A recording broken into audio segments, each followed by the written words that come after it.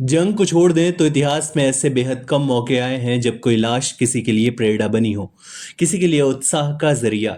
उस लाश में उत्साह भी है, अफसोस भी है, इंसानियत के लिए कुछ चुभते सवाल भी हैं और एक मौन शांति भी। जापान के बारे में इंसानियत के जितने किस्से आपने सुने होंगे, उन पर सवाल उठाता एक किस्सा भी इसी लाश से जुड़ा है। हम आपको सुना रहे हैं एक माउंट एवरेस्ट की ऐसी कहानी जिसे आपने शायद कम ही सुनी होगी। ये किस्सा ग्रीन बूट्स का है। ग्रीन बूट्स का किस्सा माउंट एवरेस्ट पर 1996 की एक दुखद घटना से जुड़ा है। 10 से 11 मई 1996 को एक तूफान आया था। इस तूफान ने माउंट एवरेस्ट को हिलाकर रख दिया। यह 1996 एवरेस्ट पर्वत आपदा के नाम से भी जाना जाता है। एक भयानक बर्फीले तूफान में 8 पर्वतारोही मारे गए थे। इस हादसे में भारतीय पर्वतारोही सिवांग पालजोर की भी मौत हुई थी।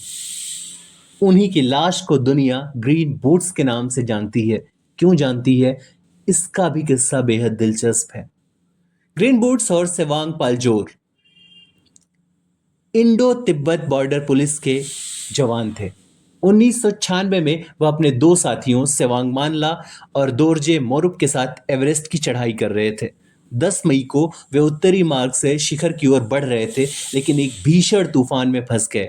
सेवांग पालजोर का शव 8,500 मीटर की ऊंचाई पर एक गुफा के पास मिला, जहां उनके हरे रंग के जूते उनकी पहचान बन गए। इसी वजह से उन्हें ग्रीन बूट्स भी कहा जाता है। उनका शव लंबे समय तक पर्वतारोहियों के लिए एक मार्ग के तौर पर रहा, जहां शिखर के करीब होने का संकेत मिलता था। लोग वहां रुकते थे, उन्हें श्रद्धांजलि देते थे। जब यह हादसा हुआ, उसी वक्त एक जापानी पर्वतारोही दल भी उत्तरी मार्ग से चढ़ाई कर रहा था।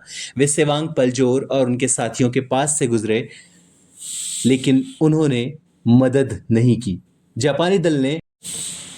जापानी दल चाहता तो शायद उन्हें बचाया जा सकता था। जापानी दल ने उनकी मदद नहीं की और अपनी चढ़ाई जारी रखी। हरभजन सिंह एक भारतीय पर्वतारोही थे। उन्होंने कहा कि जापानी दल ने मानवता नहीं दिखाई, क्योंकि कम से कम वे पानी या दूसरी बुनियादी मदद तो कर ही सकते थे। जापानी दल ने इन आरोपों को खारिज किया और यह कहा कि हालात इतने खराब थे कि हम उनकी मदद नहीं कर सकते थे। सेवांग पलजोर को उनके साहस और एवरेस्ट पर भारतीय अभियान के हिस्से के तौर पर याद किया जाता है। उनकी मौत ग्रीन बूट्स की कहानी एवरेस्ट की खतरनाक प्रकृति और पर्वतारोहण की चुनौतियों का किस्सा है। उनका शव 2014 तक एक मार्कर के तौर पर रहा, जो पर्वतारोहियों को जोखिमों की याद दिलाता रहा। उनकी कहानी को 2015 की फिल्म एवरेस्ट ने दुनिया भर में लोकप्रिय किया।